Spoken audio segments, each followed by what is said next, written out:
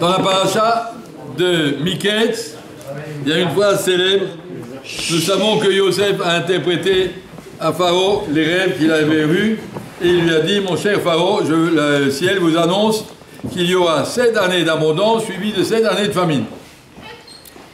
Et il a vu que c'est un rêve tout à fait vrai.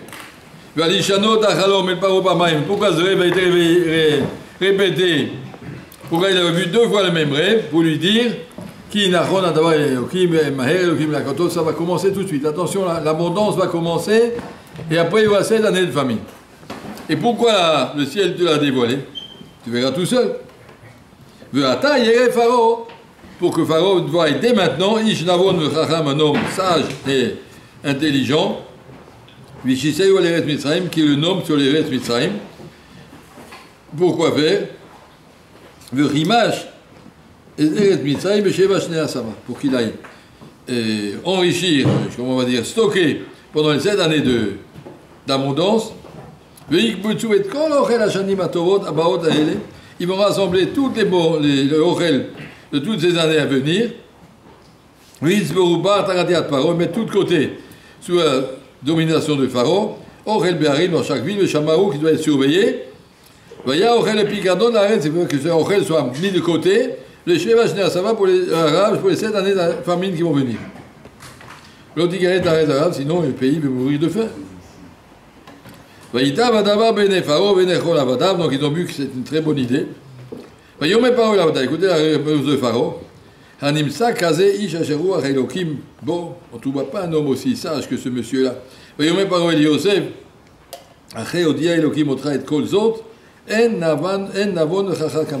Tu as dit qu'il faut trouver un Ish Navon de Chacham, il n'y a pas dans tout le pays un Ish Navon de Chacham comme toi. Eh bien, tu vas être nommé, c'est toi qui es responsable de cette organisation. Alors, la question est, le mot Navon, c'est quoi? Bina, Navon. Et Chochma aussi. Pourquoi on a besoin d'un Ish Navon de Chacham? Navon veut dire un Bina. Bina, ça veut dire un monsieur qui vient du mot Binyan, qui peut construire dans sa tête, à partir de ce qu'il y a là, un événement, peut construire l'étape suivante. Chacham, Ezeu Chacham, Aroet Anolad. Chacham, c'est quelqu'un qui arrive à voir plus loin que le bout de son nez. Pourquoi on a besoin, pour ramasser du blé, un Ish Navon de Chacham? On prend un petit fonctionnaire, sérieux, avec un petit crayon sur l'épaule, sur l'oreille, qui vient toujours à l'heure, un petit carnet, qui inscrit, voilà, monsieur, un sac de farine, mettez-le ici, il inscrit, puis voilà. On n'a pas besoin d'être Navon de Chacham, il faut juste être un petit peu yéké, même yéké et bête, et docile, et organisé, puis voilà. Pourquoi il faut être Navon de Chacham? Ça, c'est la question que pose les Sfarim. Il y a beaucoup de drachot qui ont été dites là-dessus. C'est un très joli vort.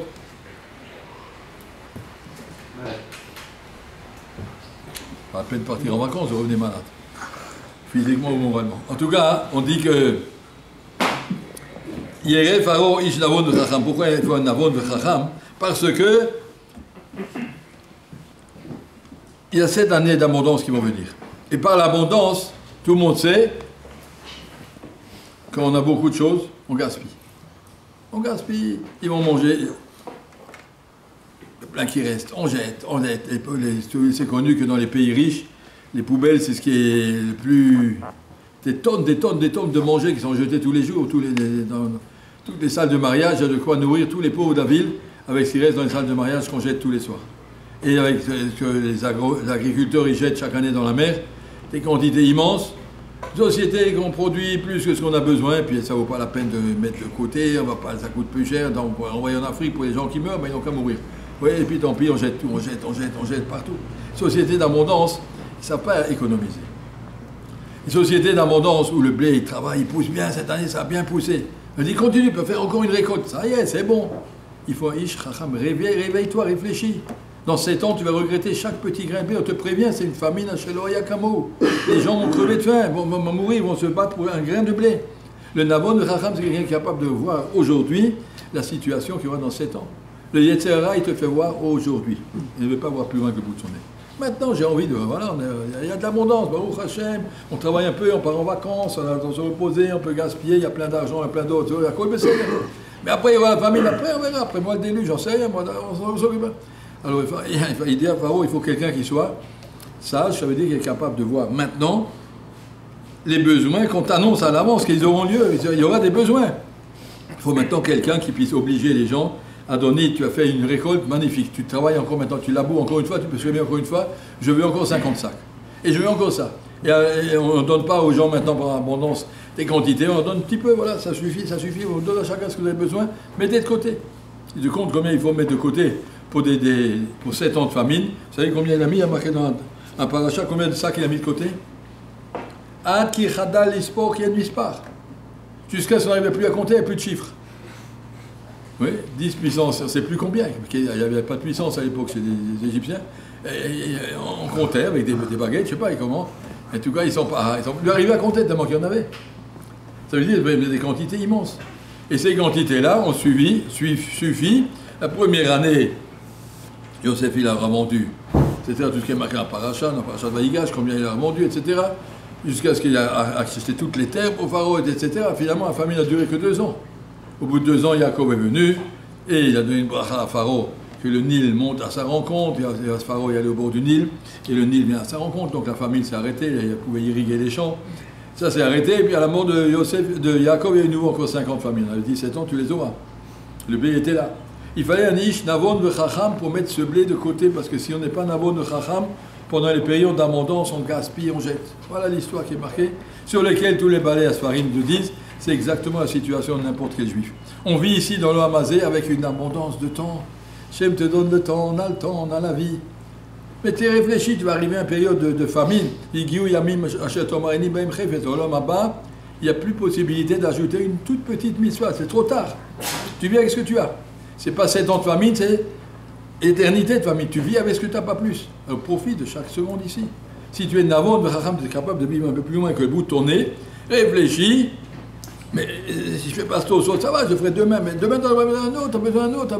Mais chaque seconde de la vie, elle est très, très, très rare et très, très exceptionnelle. Un jour, tu vas tourner en arrière, tu vas dire, je suis bête, j'ai gaspillé ma vie. C'est dommage, j'aurais pu faire beaucoup plus. Tu arriveras en haut, tu seras avec les pauvres, avec tes petits sacs à monter, il n'y a rien à monter. Tu vivras avec toi, avec ton rien. Tout le lignan du Navon, le Chacham, il faut un homme. Donne-nous cette date. On a besoin d'être capable de réfléchir un peu plus loin. Un barreau, par exemple, le soir. Ah, on a envie, on a besoin, comment on appelle ça, se détendre. Ils étaient tendus, je ne sais pas qui les a tendus. En tout cas, ils doivent se détendre. Et se détendre, ça commence à 10h30 et ça finit à 2h du matin. Il n'y a pas tellement de tension à se détendre, enfin, haute tension. Ouais. Et il faut détendre ça. Et alors, le matin, on est très tendu. On est fatigué, regardez combien qui montent. On est fatigué, on a mal à la tête, on touche, je ne sais pas ce qu'ils ont. Oui, évidemment. Si tu n'es pas capable de réfléchir le soir que demain il y aura un matin, et quand le Shekel n'était pas capable de réfléchir dans le Hamazé, qu'après tu auras besoin des mitzvot, il faut comprendre les mitzvot, c'est que le Yetzer il te fait croire que tu as le temps. Ça c'est toute la force du Yetzer. Tu as le temps, ça va. On ne parle pas qu'il veut te faire des avérotemps, on parle des gens qui veulent faire des mitzvot, mais tu as le temps. Et la première mida qui est dans Messiah Tesharim, c'est quoi? Zrizout. Tu n'as pas le temps, court. Cours, les gens, ceux qui ont connu Rav Shach, ils ont vu un juif qui courait toute sa vie, il n'a jamais marché. Il courait, toujours il était comme ça en train de courir. Le vieux monsieur, moi je l'ai connu, il avait déjà plus de 80, il montait les escaliers en courant, il était toujours partout en courant, il faisait Akbar en courant. Chaque seconde, ça comptait. Chaque seconde, ça comptait, alors qu'il avait déjà des sacs pleins, mais il sait que l'éternité, ça dure longtemps. Il faut en avoir. Il faut avoir des paquets. Navon de Chacham, c'est capable de vivre un peu plus loin que le bout de son nez. Et le Tipèche, celui qui voit que le présent. Et si on voit que le présent, effectivement, on va pas loin. On se suffit, ça va, c'est bien, moi, je suis un bon juif, qu'est-ce que tu veux? J'ai même un chiot chaque semaine, tous les dimanches, je fais un chiot. Bon, ça va, je m'endors un petit peu, mais bon, un chiot par semaine, ouais. Mais ça te fait quoi, ça te fait quoi? Rachem a donné aujourd'hui une société d'abondance, c'est vrai, tout le monde gagne beaucoup plus que ce qu'il a besoin. Demandez à vos grands-parents combien ils gagnaient, combien ils partaient en vacances, combien de fois ils changeaient la voiture, combien de fois ils changeaient de costume, combien de fois... Il n'y a rien à voir avec ce qu'il y a aujourd'hui, on a une société d'abondance, le chef arabe. Au Rachem et tous les juifs, tant mieux que ça continue. Mais c'est pour qu'on ait le temps d'étudier plus, c'est pas pour qu'on ait le temps d'étudier moins. Cette société d'abondance, avant les gens ils travaillaient, et dès qu'on avait assez, on allait étudier. Mais maintenant on a assez facilement. Il n'y a aucune raison que n'importe quel balbaït, regardez comment ça se passe en France. Vendredi, Shabbat, dimanche, on ne travaille pas. C'est déjà 3 jours de la semaine, presque la moitié. Tu peux étudier 3 jours par semaine. Après, tu ajoutes le 14 juillet, le 1er novembre, le 11 novembre, le 8 mai, le 1er mai, il y a tout le temps des vacances. Oui, après tu ajoutes encore tous les mois, juillet, août, septembre, on fait rien. La moitié de l'année, tu peux lire, sans souci. À condition que tu aies un programme dans ta tête. Je veux étudier. Si tu sais, dès que j'ai le temps, je suis dans ma Gemara, à voir que ça. Je connais un dentiste, au Hachem, il reçoit un client par demi-heure ou par heure, je ne sais pas comment. Il a fini avec le client, il s'assied à son piano pour reprendre le prochain client. Ça peut être un quart d'heure, 20 minutes. Voilà. Alors toute la journée, c'est du piano. Il a besoin de se détendre, il a tendu, il a soigné une dent, avant le prochain client, et un peu de musique. Pour ta Gemara, espèce d'imbécile. Mata t'y pêche. Bon, une fois, tu as besoin, tu es tendu. Ça va, mais pas tout le temps. Écoute un peu de musique, ça va. Mais ta Gemara, fais ton Mishnah Bura, fais ton paracha avec Rashi, il y a du travail. Comprendre qu'il faut être Navon Vechacham, et un jour, tu en auras besoin, et Guiou, Yamim, Asher Thomas, et Nebahem Chevetz, viendront les jours, ouais, et ce sera trop tard. L'homme le plus riche que j'ai connu, c'est le Gaon de Vilna. Il était très riche. Il connaissait toute la Torah, surtout les pérochés, il était extraordinaire. Et quand il est niftar, il est en train de pleurer. Il a dit, pourquoi tu pleures? Il a dit, ce que je laisse derrière moi, c'est tellement dommage. On raconte un marshal, un monsieur qui était dans un bateau, et le bateau, il a eu un problème. Le capitaine a dit à tout le monde, excusez-nous, on va s'arrêter dans une île déserte, il faut que je répare. Il y a un trou dans le truc, si on ne répare pas, on va couler. Donc je vous laisse, je ne sais pas, 4-5 heures de vacances, allez vous promener dans l'île. Et puis quand la sirène va retentir, vous revenez tous au bateau. Alors, il y a un monsieur qui est sorti, qui est marché, il est arrivé dans une caverne, il est rentré, et dans la caverne, il a trouvé un trésor. Des pierres précieuses, des perles, des machins, des pièces d'or. Il a commencé à se remplir les poches. Et puis après, il entend la sirène. Vite, il en prend encore un petit peu, il court autant qu'il peut courir avec tous les sacs qu'il avait. Alors, il était Sasson de Simcha. Il était Saméach de ce qu'il a, mais il était triste de ce que j'ai dû laisser derrière moi.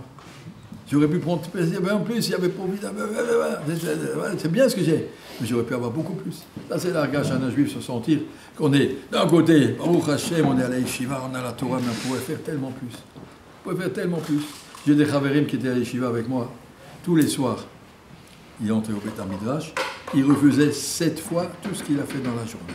J'ai vu aujourd'hui un Rashbo, je ne veux pas l'oublier. Il faisait 7 fois le Rashbo. J'ai vu aujourd'hui Bara, il refaisait. J'ai vu aujourd'hui Mishnah, il refaisait. Le soir, c'était fait pour la Chazarot, mais il savait, il faisait. Oh, c'est un monsieur qui aujourd'hui est beaucoup plus loin que moi et que nous tous. Mais c'est comme ça qu'on travaille. Comme ça qu'on travaille, comprendre qu'il faut attraper le temps, attraper Navon de Chacham. Il ne faut pas être bête, il ne faut pas laisser passer le temps. On est en période d'abondance. Les années de famine, elles durent 70 ans, c'est pas 7 ans.